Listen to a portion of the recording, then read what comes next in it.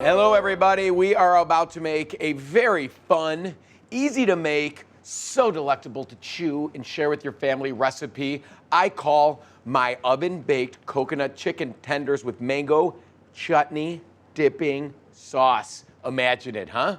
Who doesn't love a great chicken tender? And I'm gonna show you how to do this not only quickly, easily, but also this is super healthy. This is a great weeknight meal that you can whip up and fortify your family with for the rest of the week. So let's get to it, shall we? Starting with our chicken. I went and I got some chicken tenders, right? Those are that little part that hang onto the breast that usually have to peel off, but we're just gonna use these because it's the perfect size for a chicken finger or a chicken tender.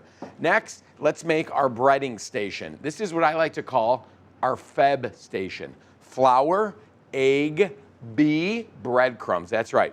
F for flour, E for egg, B for breadcrumbs. With this station, you can bread anything, right? Pork chops. You can bread beef. You can bread chicken breasts, chicken thighs, chicken legs. Anything you want a nice crust to it, you can bread.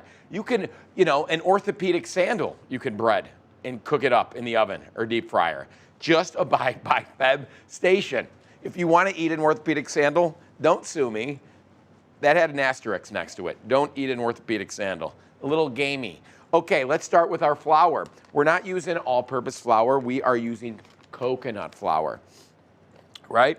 So what this is, this was inspired by a way to kind of, there's one ingredient that does have, gluten or grain in it, and we'll get to that. That's our breadcrumb in a minute. So we're using coconut flour because it's gonna act like flour and help the egg and the breading stick to our chicken, but it's also gonna create a great layer of coconut flavor, right? It's like that coconut shrimp you eat on vacation. Right? You're like, it's Mexico, the Caribbean, you got it. You got the mango dipping sauce. This is something you can do. You can do shrimp for this, but we're gonna do it with chicken.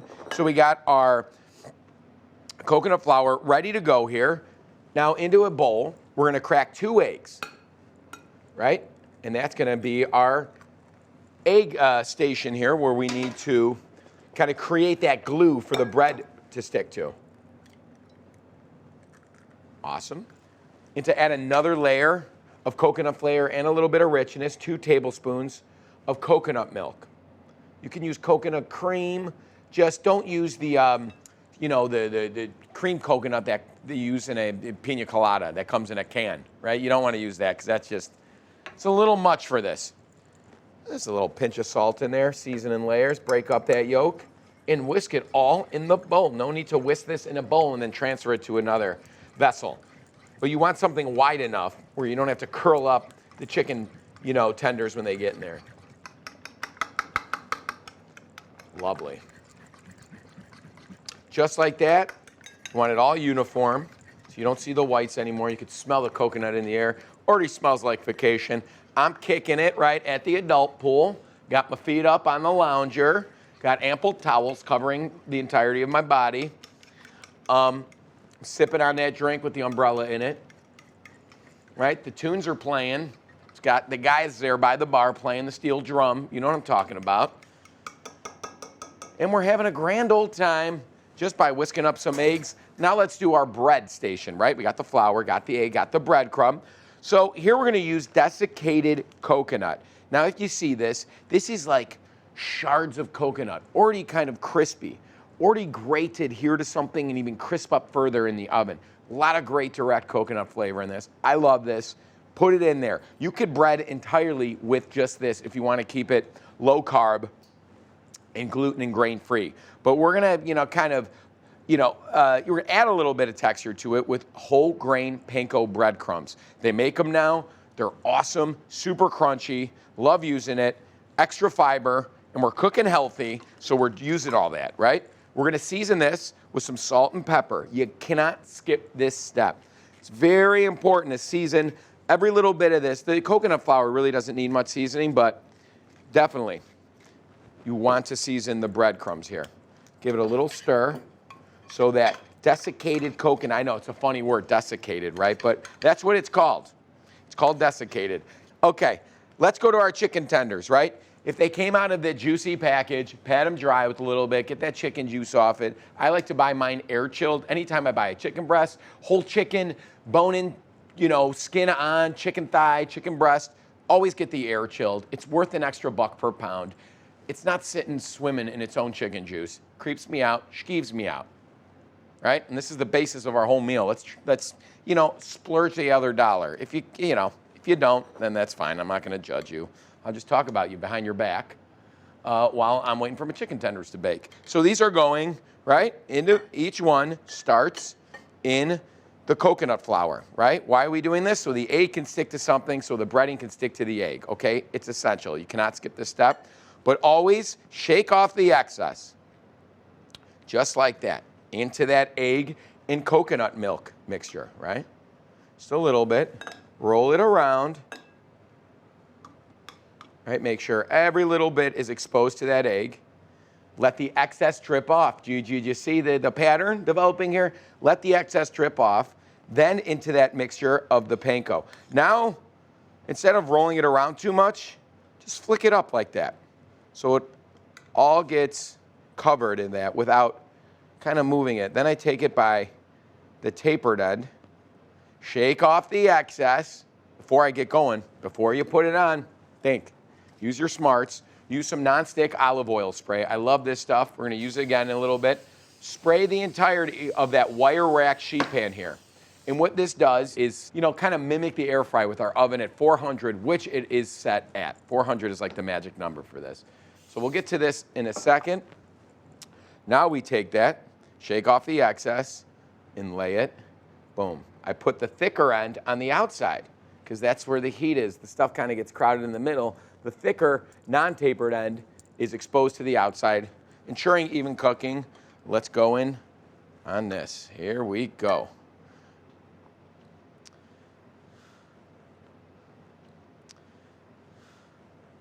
All right, flour, egg. Get it in there, roll it around, roll it around. Beautiful, let the excess drip off. Here we go. Right? Sprinkle it on top, so easy. You don't need to complicate this process. Just get a nice little coating. If we're doing it right, it's gonna stick perfectly. Tapered end inside, larger end on the outside. Lay it down on that sprayed sheet. Back to here.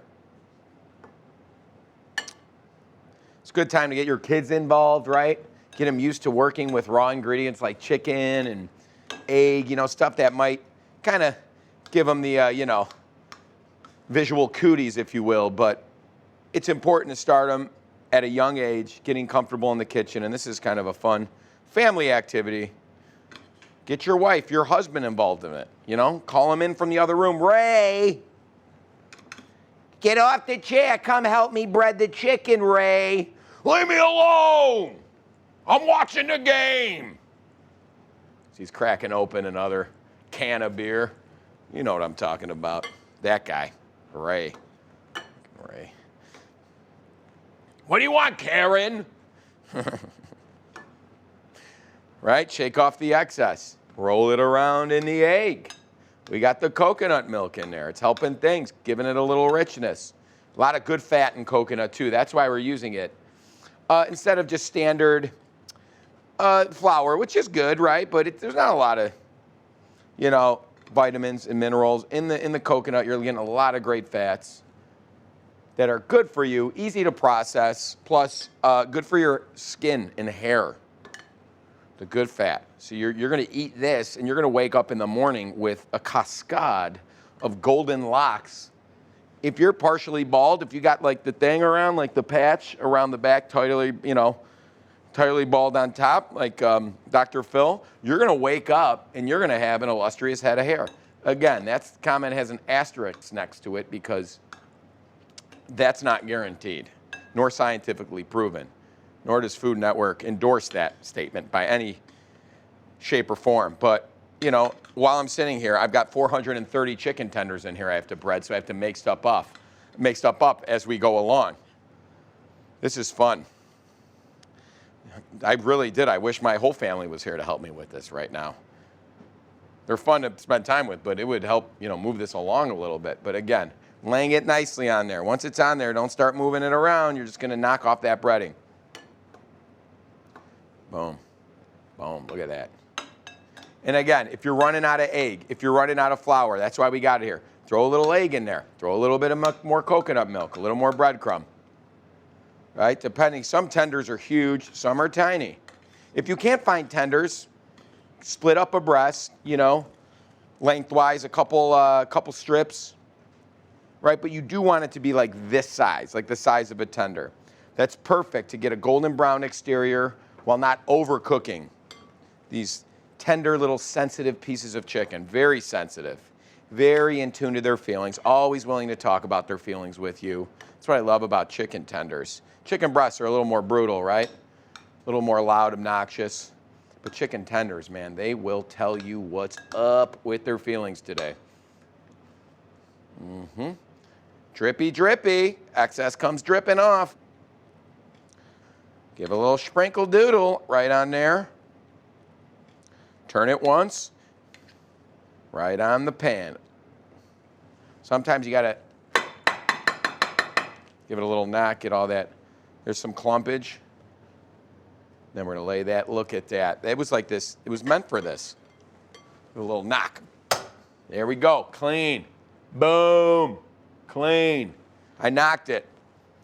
That was on the sink too, not like on the floor. Don't do that in your own house. Beautiful. Might need a little more egg up in this. Beautiful. Give it a little shot. Shake this out evenly. Sprinkle, sprinkle. Sprinkle, sprinkle. Pat, pat, pat. Turn, turn, turn. Flip-a-doodle-doo. Right on the other side. Oh, man. If you are feeling frisky, get the deep fryer going, okay? Fry these babies up in some neutral oil, peanut oil. 350. Get them like, you know, just get them into that appetizer sampler platter zone that we all love. Deep fried golden brown meat, always good. After this, I am going to crack a couple more eggs in here. Refresh that. Here's the eggs.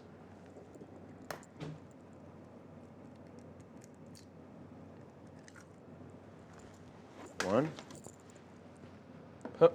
There we go. Sometimes you just got to use your head. Gross. Use my towel. That's a first for me, guys. I'm just swinging for the fences here. We're having fun at the Feb station. Thanks for joining me. I hope you guys are having fun. I hope you didn't crack an egg on your head like I did. It is. I'm going to wake up with either like the shiniest forehead or just like one giant pimple right there. I don't know. The jury's still out. We'll see how that works.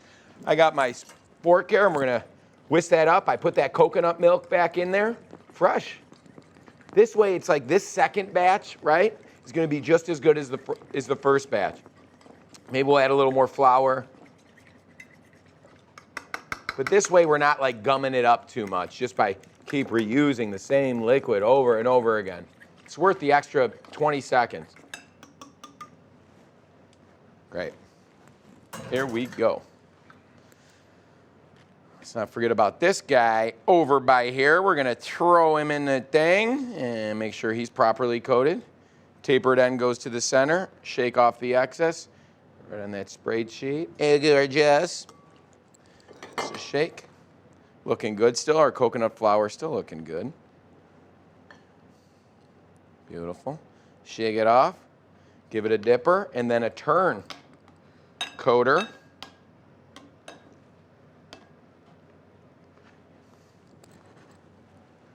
Lovely. That's seasoned. Remember, seasoned. Desiccated coconut. Whole wheat panko. If you don't have the whole wheat stuff, you can use the regular stuff.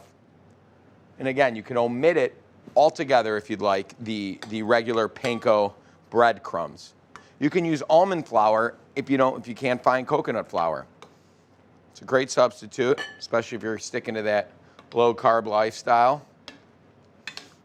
Put that hashtag, that thing on the thing when you search it. Low carb optional. We're going to need to replenish that in a minute. We are going. Shake it off. Excess. Gently. Put it to rest. All the soldiers are lining up nicely. Give it a little thing. Give it a little thing. Turn and burn here. I'm from the school where, you know, I'll go out to a nice dinner with my family, my son Lorenzo. I talk about him all the time. He's 11, right? You know, let's see, we're somewhere and he orders chicken fingers or something. I ordered a big old, you know, dry age, Wagyu, ribeye, bone-in, tomahawk, giant. So excited, salad, some vegetables. And man, I'm sitting there eating my steak, and the whole time I'm eyeballing my son's chicken fingers, crispy, golden brown. He gets mad at me because I want a bite. So, point being, don't be afraid to make this for a main event, weeknight dinner for your family, because at the end of the day, everybody wants crispy golden brown meat covered in breadcrumbs, right? Don't be afraid to embrace that need, that want. Don't be ashamed of it. Nobody ever said, oh, chicken fingers are only for kids. Because go to every parent, and they're always eating half their kid's meal. And that half of the time, it's usually chicken fingers. Don't get me started on mozzarella sticks now. Crush the cheese sticks. Especially with the side of pizza. Who said that was okay? Give it a knock. This is going to be perfect. We got 2 more. I'm feeling confident about our breadcrumbs here. So I don't want to replenish it because I believe we have the perfect amount. Oh, lovely. It's going in there. Oh, this is going to line up nice. I'm going to put the rest of these 2 in here.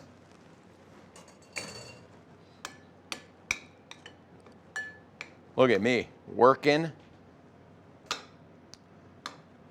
Not too bad. Excess, drippage. Oh, these are going to be good. Nice coating. Tapered end right there. Room for one. This is the last one. I never thought we were going to get here together. We did. We got to the end. We got to the journey. They're all evenly coated. Just going to crisp up nice. See how I'm doing that? Laying it on there, trying not to move it too much. All right, these are ready to go in the oven. Just to give them a little head start on the golden brown crisping of these, I'm going to spray them with a little olive oil spray. That fat's going to help all that breadcrumb and that desiccated coconut get even extra golden brown in the oven. All right, these are going in the oven, 400 degrees for about 20 minutes. Let's make our sauce while we wait for these to get golden brown. Whew. All right, let's clean up shop here.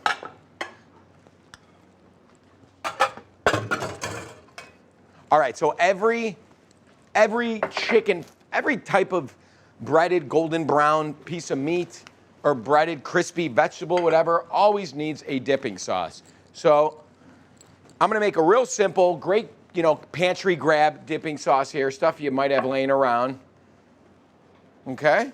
And I want it healthy. I want some good fats in there again, same as what we just spent all that time coating the chicken tenders in. We want to start with a good base with good high quality protein, and that is Greek yogurt. So do about a 1/4 cup of whole fat, or at least 5% Greek yogurt, something that's less sugar, more protein, right? So you feel good about giving this to your family. Help build the muscles. If you just crushed your tris and bis and delts today, you can eat this, feel good about yourself, high protein packed meal. Next comes some mango chutney right from the jar. You can find this in most grocery stores in the international section, usually where the Indian food is. It's got great direct mango flavor, really sweet and fun. So usually it's about a cup per these jars, and we're just gonna throw that in there. All right, then I want some heat on there, right? Again, if you are making this for your children, you can omit this, but we're gonna make it even more accessible and just try to focus on that kind of grassy, earthy flavor of that jalapeno and take out all the ribs and all the seeds. So I just lopped off the stem. Now, a lot of times they got this curly part that goes up. I'm gonna lay that facing directly up and then have it 50-50. Now we got this base here. If you do have kitchen gloves, rubber gloves, now's the time to break them out. Okay, because that pepper can stay with you on your skin for quite some time. Now using a spoon, we're going to take it and just easily scrape all those seeds right out of there, right?